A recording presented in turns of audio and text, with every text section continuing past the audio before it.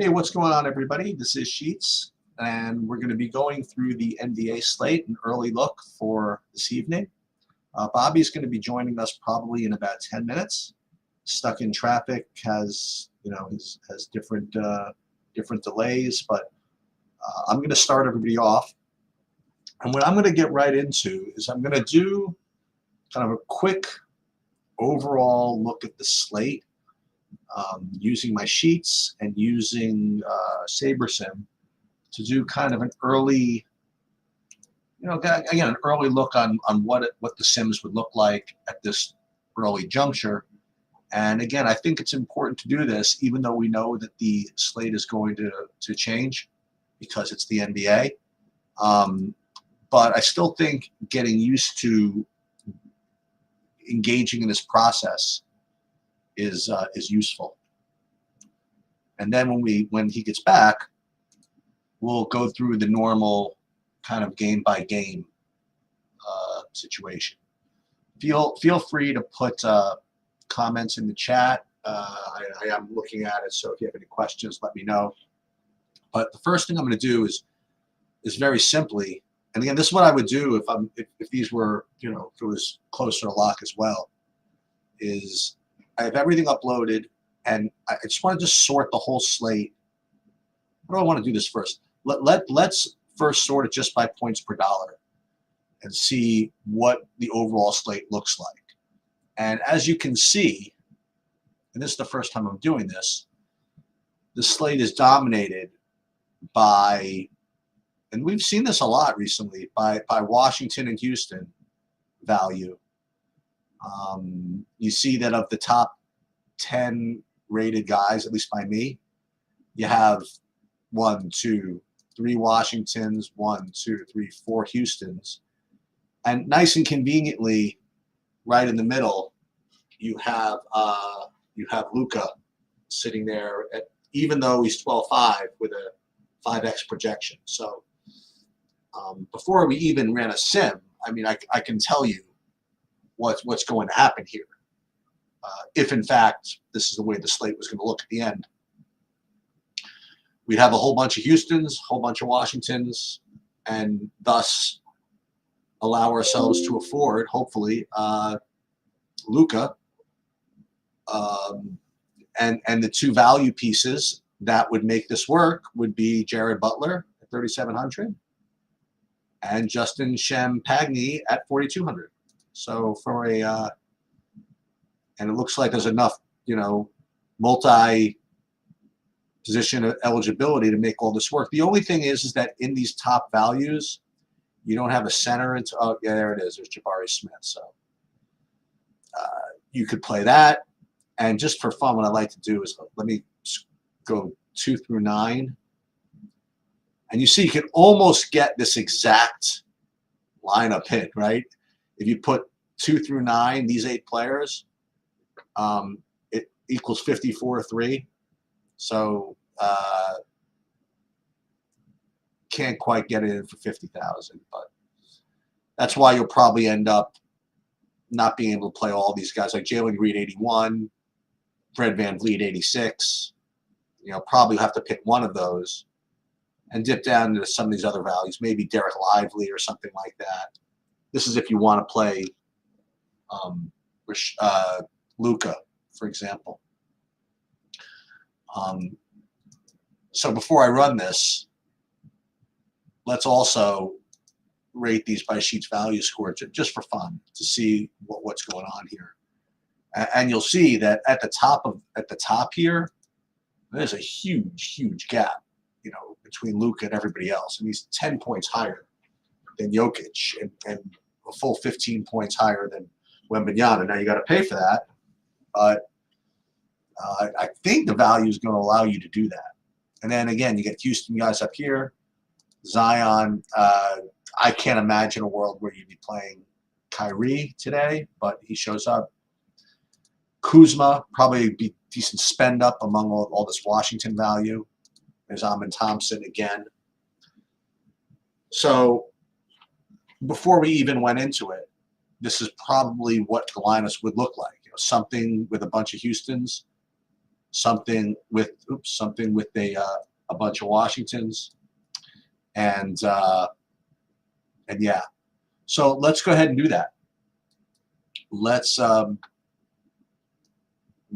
upload everything here, which I've done. You know, again, these are early look sheets or whatever it is. And then let's just build lineups. So we'll build 150. Why not? We'll build 150 lineups. Ooh, we're gonna redo these. Sorry. New build, 150 lineups, and rebuild, and boom. So we're gonna build a full 5,000 lineups, and then we're gonna look at what the top 150 are going to look like. And again, it's going to be very difficult for the result to be anything other than I said. And I feel as though that even when we run contest sims where we allegedly factor in ownership and things like that, still don't think you're going to get much discrepancy there. So it's one of those tough slates. It's going to be a chalky slate. And listen, you could obviously get some news. It's a chalky slate and a small slate. So if you want to get different, it's going to be difficult. Okay. So before we even get into running a sim and stuff like that, I mean, you'll notice that when you just sort everything by Sabre score, which is where we are right now, this is Sabre score, small slate. If you feel like getting into, what the formula is for Sabre score here, I mean, 99th percentile outcome, and then also you're digging some average ownership numbers here. You're getting 100% Champagne, and then you have like a glut of 5 guys that are over about 70%, and all of them are Washington, Houston's, and Luka, as I mentioned. As a matter of fact, I mean, when you go down even further, the top 1, 2, 3, 4, 5, 6, 7, 8, 9, 10, 11 players in my build are all going to be from either Dallas, Washington, or Houston. That's just the way it is. That's just the NBA.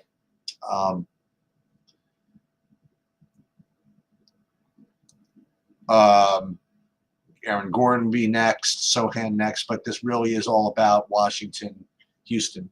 Now, the thing is that what people are going to ask when you build is how many Houstons can you play, or how many Washingtons can you play in the same lineup?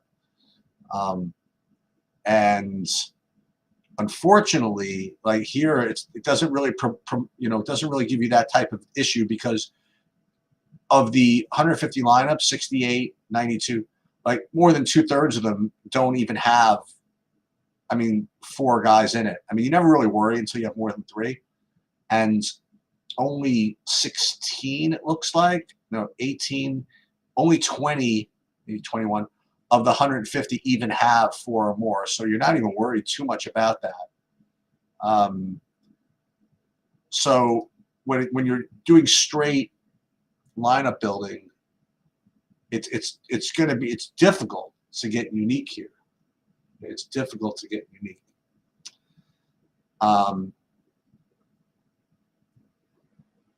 Yeah, Deep Hope. It's a tough question, right? It's a tough question. Any tips? Yeah, I mean, where do you start? I mean, you start with good projections. You start with using SaberSim the right way. I don't know how you're using it, right? I encourage you to watch me and others, go through this process. Maybe it'll give you some different ways to use SaberSim, because I use it. And the other thing is, again, make sure that you're always late swapping. That's a leak that I find that people have. And when I say late swapping, I mean always. I mean, like if you are really playing the NBA, and they allow you to late swap, you should be doing it at with every break point. You should be putting your lineup to the 655. Then if you're using SaberSim, you should be doing a late swap at 725, a late swap at 755, and a late swap at 855. I know, again, that's tough. It's a lot of effort and a lot of commitment. But I know that a lot of people that are doing very, very well are just doing this. And if you want to keep up, that's just the way you have to play to play optimally. Sometimes I don't play optimally. Sometimes I have to go out to dinner. Sometimes I make the conscious decision to play worse. I guess that's the best I can say. But make no mistake, you are giving something up. When I do the late swapping, I am running the sims, and I'm not using any rules for late swapping. Similarly to where I don't use any rules for my initial builds. I try my best to update the projections as often as I can, but that's hard. What I find is that I kind of, at the end of the day, I end up relying on the SaberSim projections rather than my own in the late swap stuff, and that's let's say a leak, but that's hard. I mean, it's worse than if you were able to customize them again. But that is what it is. And then just hope you get lucky. You know what I mean? Like that. I wish I had something better.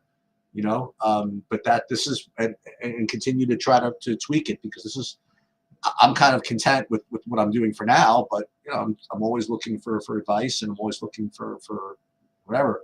So one thing that I'll do, again, whether you're playing 150 or not, is mess with this min uniques thing. Okay.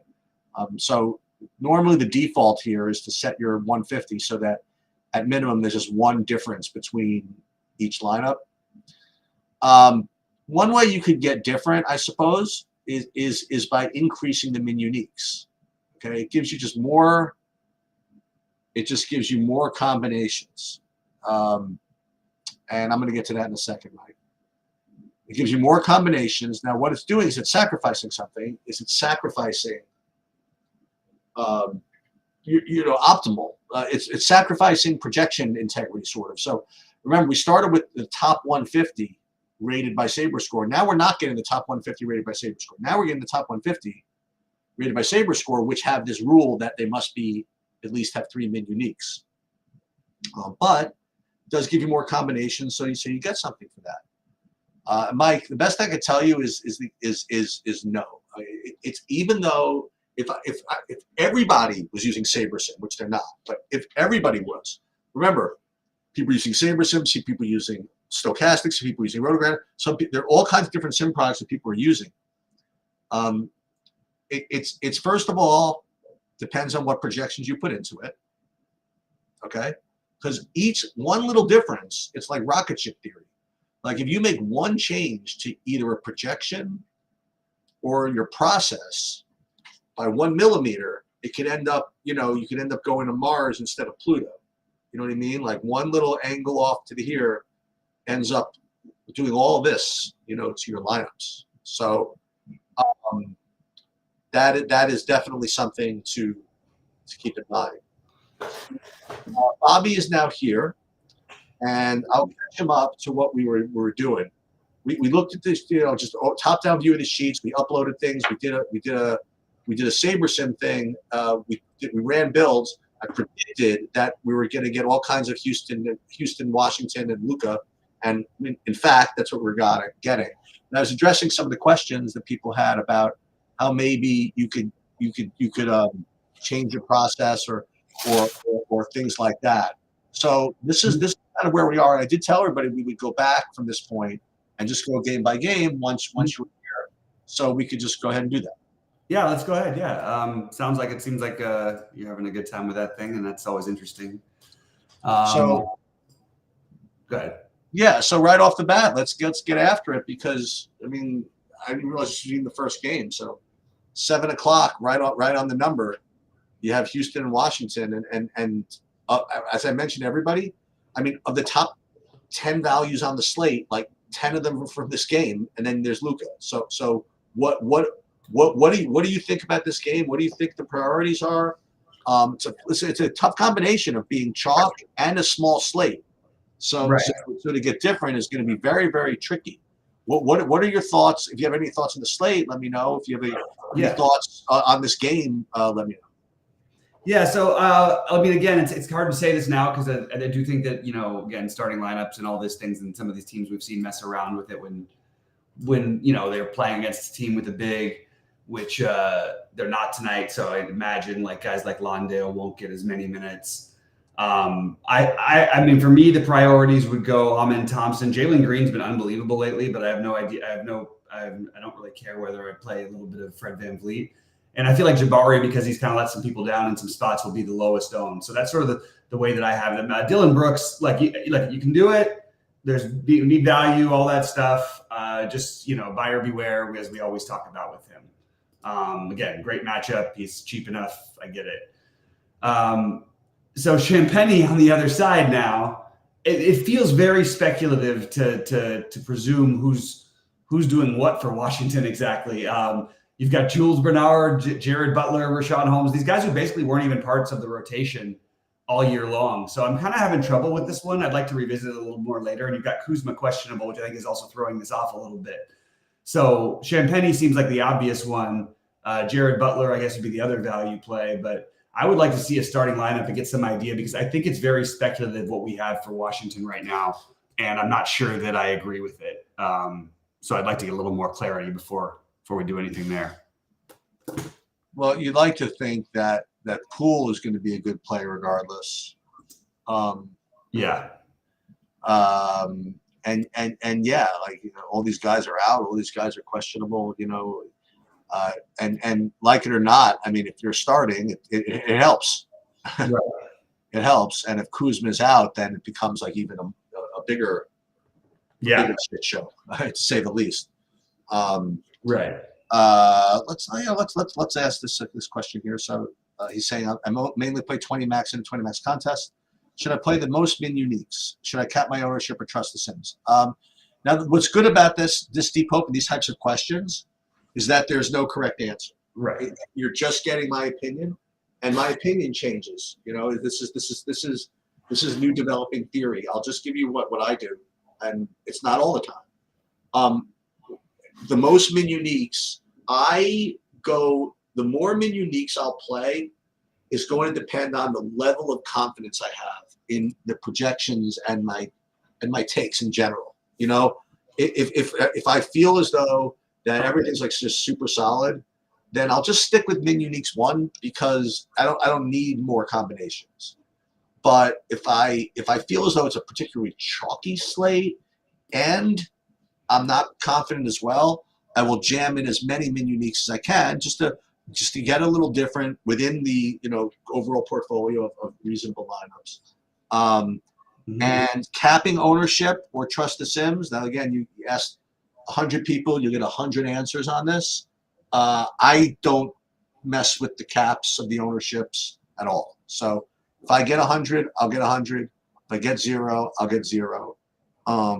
In very, very rare situations, if I really just like a guy, I'm just kind of feeling it, I'll force a guy in with a certain amount of percentage points. But I do believe that's flawed. But I will.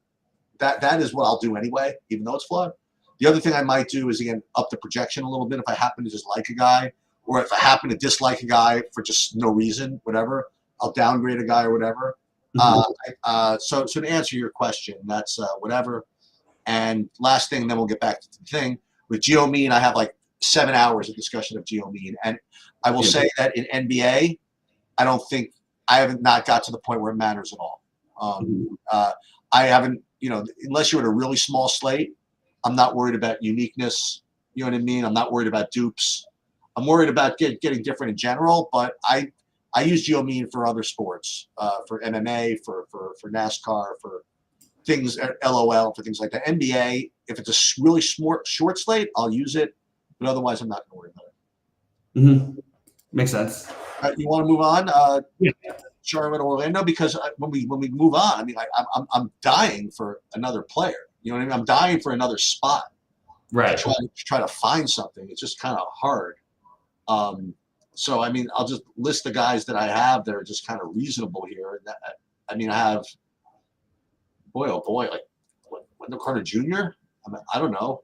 I have to go so far down on my list that want to pay Misic at 5,500 again. I'm going to go back for that nonsense. I don't know. I mean, you want to talk me into something here? Not especially. I don't really love this spot. I think that, I mean, you can make an argument for Isaac as a value play. Basically, he's been getting 20 a game, like every game. That's fine. I think that you're talking about just taking stabs otherwise. Misic, Brandon Miller, Miles Bridges, they would all just sort of be guys to take because they're low owned in a terrible matchup on the road. But Isaac and Wendell Carter, I think, are probably the two most logical plays from Orlando.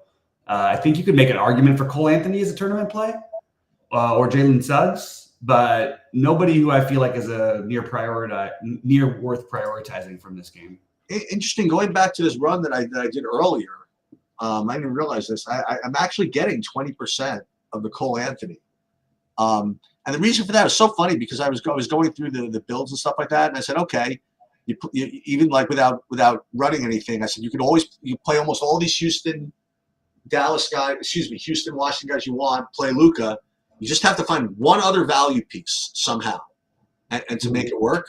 So all these plays, like you mentioned, like Jonathan Isaac, Cole Anthony, these $4,300 plays are really big because if you can get to find one of those, then that will let you play Luka. Right. So I'm looking at this, and Cole Anthony and Wendell Carter Jr. would be showing up in 20% of these. As far as Charlotte, no. I mean, almost nothing, and 5% at most of anybody. So okay. So this is something, right? Those two guys are certainly worth mentioning. Yeah, absolutely. I think those are totally viable. All right, what do you next up? New Orleans, Brooklyn. Yeah. So can you squeeze in Zion somehow? I don't think you squeeze in Zion with Luka, but Zion looks like sort of a reasonable play here. What else? Claxton, 6,600. He's a guy that always kind of makes me want, tries to force me to play him, and then I just play him, and then he doesn't do anything. What do you like here? I'm going to check my builds again and see if anything happened. But I'm good with Zion or Ingram. Also, the price is low enough on McCollum to take a shot, although we haven't really seen as much from him, ceiling wise with these guys, other than the last game he played where he put up 50 against his former Portland team. I'm telling you, it could be a coincidence, but it just doesn't seem like it is. It always seems to happen that way. Anyway, so those three guys, I think you can make a case for all of them. I think if I had to pick one, I like the price on Ingram, but I do think Zion is playing with, the offense is really running through him now. These guys aren't all, they were all equally priced for a while. Zion's been putting up his best games of the year consistently since the All-Star break, especially over the last 5, and including in some tough matchups. So I think Zion is probably my highest level of interest in this one. But again, nobody I feel like is a must. Claxton, I think, is fine to take a shot with. Again, we always worry a little bit about his minutes. They sort of fluctuate sometimes. Mikal Bridges, I think, it's a spot where he usually gets a little bit more love than he is today. Maybe it's because just he hasn't really been, putting up huge games lately. But I guess those plays stand as being totally solid. Nobody who I feel like I need to have, though, on the Brooklyn side. All right. And again, going back to the build here, I would actually be getting 16% of Zion. So it looks perfectly reasonable. And if I went to the Brooklyn side, I'd be getting, there it is, the 13% Nick Claxton, which always seems to be 13% of my entry fees going down the toilet. But we'll see. All right, so when I watched from a few weeks ago. Oh God. Anyway, no, I'm just kidding. That tended to be totally lost. Oh yeah, it's gone. It's gone. It's all right. All right. So Dallas, San Antonio, when I was messing around a little bit, I imagined that I was going to get to some Jeremy Sohan from San Antonio, and boy, Vassell at 7,300 doesn't seem like something I would get to, but maybe.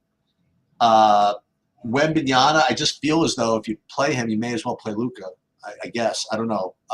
And then other Dallas guys seem cheap enough, like PJ Washington, Derek Lively at 4K. Again, a very, very useful 4K on this slate. So those would be the guys I'd be looking at for now. And after you tell me who you think, I'll go back to the build and see if I got anything. Yeah, I think that I do think that Luka, if you can get him, makes sense. Probably even in cash lineups. Assume he's going to play. He's probably listed as questionable. Don't worry about it. These guys are going to try to play every time they get a chance. I do think that the Lively play is kind of interesting at 4K because of the size San Antonio has. But I just again, when these plays look really good, just remember that they've got PJ Washington they could run at center. They've got Gafford they could run out there at center. Lively we're really liking because of the price more than anything else. Yeah. Because there's nothing guaranteed. And if you really want to play the upside play, it would probably be Gafford. I actually think Gafford is a pretty interesting tournament play because his projections don't love him. All you have to do is look back. And it's even though it's against whatever Wemby, it still tends to be a good matchup because you get more minutes out of the bigs. But we haven't gotten the minutes out of him. But I mean, look at this guy. Like he 4 out of his last 5 over 34. 5,400. I think it's kind of an interesting pivot off of what should become, medium-ish Lively chalk and some Washington love. But I don't think people are going to play Gafford, so I think Gafford is the next most interesting to me. Although, like the most logical, I guess maybe you could argue is Lively. On the San Antonio side, I do want to do something here. If you can get to Wembanyama, I mean, he's still 2K cheaper than Luka, 1,900 cheaper. That's a difference. Trey Jones at 5,600, I think, is probably my next favorite, followed by Vassell, followed by Keldon Johnson, followed by Sohan. But I kind of have interest in all of them, to be honest with you. And you could also double Champagne it up tonight. You got both Champagnes here. That's just sort of a side joke. But, yeah, I think that's the way I would rank it. I do think that there's some upside here for the Trey Jones play at that price. And that's probably where it would go. I think you definitely are playing someone from San Antonio in most lineups because there's a lot of guys who look pretty good. And I think Trey Jones would be the one that I would right now put in as my guy. He's projected at 28 fantasy points. Just look what he's been doing lately. He's been much more effective. The assist numbers are up since the All-Star break. He's been over 30, 4 out of 5 games. That's probably the one that I feel good about as almost like a cashy type play. And I think Vassell has the upside to go for him here. So. And then I like Wembanyama. So I think this is a very interesting game that I still don't know what I'm going to do with, and it's really like you sort of keep mentioning what other value we can get to feel comfortable with, in addition to just the obvious Houston and Washington value. So looking at the build here, the guys that you mentioned, you had less on Sohan, but Sohan and Trey Jones I would have 20% of, and then Vassell 10%. They only would let me get to 6% of Wembanyama. On the Dallas side, PJ Washington, the guy you mentioned, getting 20% of him. They got a little Gafford too. Lively, Gafford, yep. And then, the ultimate tournament play would be Kyrie Irving. He's going to be pretty popular. Oh, you think so? Yeah, I don't think he's getting overlooked. I mean, I've got him at 20% right now. Oh, okay. So I'm under with him. Okay. So let's. He's a pretty good play. I mean, he's put up 53, 65, and 56 his last 3 games. He's pretty reasonable. Yeah. He's actually outscored Luka in 2 of them. All right. The finale, Denver, Minnesota. Yep. So for those of you that missed it, Gobert was in fact ruled out last night, and then Naz Reid I think got injured, something like that, or something. Naz Reid got injured after he was smashing too. Yep. So I wonder if those guys are questionable. I don't know how I have these guys projected here, but you definitely have to obviously make sure these guys are playing. I mean, what's the latest injury news here in this game? There's no latest injury news. That was the last piece of news we're going to get until last. So just that Naz Reid was ruled out for the last game due to a head injury. Gobert was ruled out for Monday, and there's just literally nothing at all. Okay, so who knows? I guess. I know you assume that you absolutely assume Gobert plays without a doubt. Like if he doesn't play, he should be ashamed of himself. You're fighting for the number 1 seed here. I don't. If your injury was really that severe enough to where we had to wait till like 20 minutes before lock last night, if he doesn't play tonight, he goes on my pansy list. I don't buy this kind of thing. You're supposed to be defensive player of the year. You're fighting for the number 1 seed. You got Anthony Edwards doing out there everything he possibly can to save this team, including having the best dunk I've ever seen last night, possibly one of the best I've ever seen. I would be shocked if Gobert doesn't play unless they announce he's out like 2 weeks afterwards. I would be shocked. Yeah, I'm going to be the Grinch that stole Dunkness about the Anthony Edwards dunk. It's one of the greatest dunks ever. You're not going to call it a dunk because his hand didn't hit the rim until the end? Yeah. That's ridiculous. It's more impressive. That's more impressive. It's more impressive. Oh, my God. Yeah. Come on, man. What can I tell you? Oh, that was a great dunk. Yes, it was. Oh, a great play. Whatever. It was a great something. It was a great something. Great, whatever it was. Speaking of which, by the way, is he maybe the most underrated play on this slate? Like all the guy does is smash. Just smashes without Gobert, without Towns now. What is it? He hasn't been below 50. They run all the offense through him. This is kind of like as much of a must-win game as you can have during the regular season. They're literally a half a game out, fighting between first and third in the West. I think it really matters to teams like Denver and Minnesota to get that number 1 seed. What matters probably less to Denver, but again, huge home court advantage for both these teams.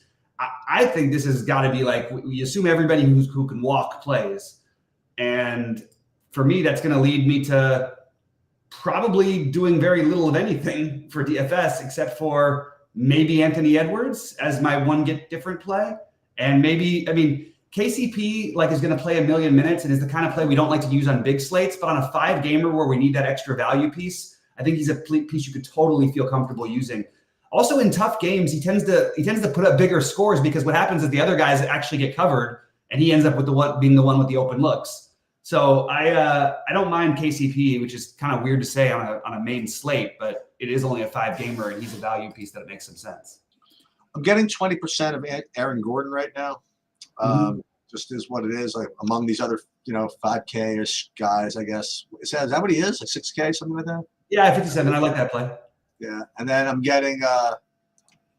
actually getting right now like a 15% Gobert himself. So seems reasonable. If Reed is out, does that affect anything or no? Probably a little bit of a bump for Gobert / Kyle Anderson / Jaden McDaniels, but I don't know that any of those guys move into like must play thing. I think Kyle Anderson would look pretty good, but they could also go small with Nickeil Alexander-Walker, which they did yesterday. And Nickeil Alexander-Walker has had 3 out of his last 4 games have just had massive games. So it could be a benefit to him, but it's hard to know to just play him at 5K. And honestly, we may not know the Naz Reid news till later tonight. And I will say right now to you, Mark K, Kyle Anderson is never a lock, even if the whole team is out. Agreed. I'm just saying. Agreed. I guess if Conley and Edwards were out, then I would say he might be a lock because he's like the most likely to actually have the ball in his hands in the half court offense. But it wouldn't be because of it wouldn't be because of Gobert is out. You know what I mean? Right. I'm not playing him to get 15 rebounds. It's like right. Anyway, that's pretty much the deal. And let me just I'll address what's the name question here while he's coming up in with him here. He says, should I be curating my pool to have a small amount or only touch it for injuries or players listed out? I think people here know my answer to that already, and maybe D-Pope, you could probably guess what my answer is going to be. I don't mess around with anything. If I'm getting enough of a projection where he makes my list, I'm just going to include it. If it's that bad of a play, it just won't show up. For me to manually just X a guy out because his projection is low, it just doesn't. It just doesn't do anything for me. And who knows? Maybe there's a build where some random 3K guy is useful that if I X'd him out, I wouldn't get to. So I don't do much with that. And again, the one thing again I'll share with everybody is one thing that I do that when I use the Sims, which some people do, some people don't, is again, Mike Garcelle was saying, hey, this doesn't, why bother if everybody's going to do the same thing? It's not like that. I mean, nobody does exactly the same thing for openers. Right. And every little change matters. So like when you set your settings here, they do a really good job of making these kind of field lineups. SaberSim does. They say, okay, you want to compare your lineups to a certain field. It gives you all these choices, and depending on what lineup you're playing, you would pick one, like high stakes MME or whatever. And while that definitely makes sense, okay. In the NBA, if I have like a whole bunch of inputs and I'm really, really confident that my total set of projections is going to be better than just one set, which would be SaberSims, what I'll do is instead of just defaulting to their field of lineups, I'll just default to the 5,000 I built as being the field to compare everything to. And even just doing something like that, even will make between the different projections and different sims and different whatever, it's going to make your build like so much different. And you know what? The answer to your question, Mike, is also very relevant from my Discord channel. Like there are people that are complaining. They say, Sheets, I watch your thing. I did the exact same process that you did. You see, I did the exact same thing you did with the same whatever. And why did I not, win or something like that when you did or something like that? And my quick answer is you didn't. You know what I mean? Like there's just something different in every build. Yep. that you put your own little stamp on it, and if you make one little change, it's going to affect everything. It could be as simple as changing one fantasy point for a player, even. Like every little thing is going to give you a slightly different answer. So like for example, like what I just did was I just ran the Sims a little differently, and now I'd be getting 100% of the Champagne, literally 100%. And then, well, that would be in the alley-oop, sorry, but in the fadeaway, even, what would I be getting? Still, I'd be getting 92% Champagne, and pretty much everything's very, very similar. But you know what is different, which is kind of cool? I'd be getting a full 25 or 22% Wemby, as opposed to like the 6 I was getting before I ran the Sims. And you know what? That's indicative of the fact that he's a low-owned play that's got just a coolly wide range of outcomes, which is kind of what you want. Yeah, there's a lot of ways to skin a cat, a lot of ways to use everybody can use the same tools. The only thing I will say also is that one thing that I don't do that I think I probably should is make some of these rules about which guys that you really want to have together, okay, in the NBA. Because what I have found is that, SaberSim, they say that they factor all that stuff in, but the reality is I see way too many lineups with, say, for example, like the 2 centers for the same team, like on the same lineup. Right. And instinctively doesn't make sense. Now they say they factor it all in, but I just whatever. Not that I don't believe it, but I'm suspicious of it. So sometimes I will do that. I will go in and make a rule within the rule section where I don't want Monk and Fox together, whatever it is, whatever you don't like. But that's rare. But I will say this: the more you know about basketball, the more you should probably do stuff like that. Mm-hmm. The more takes you have about the actual flow of a basketball game, the more you should probably do that. The less you have, the more you should rely on the algorithms. And I guess that's all I have. And yes, I saw your message, K9, before. Yes, big hockey slate tonight.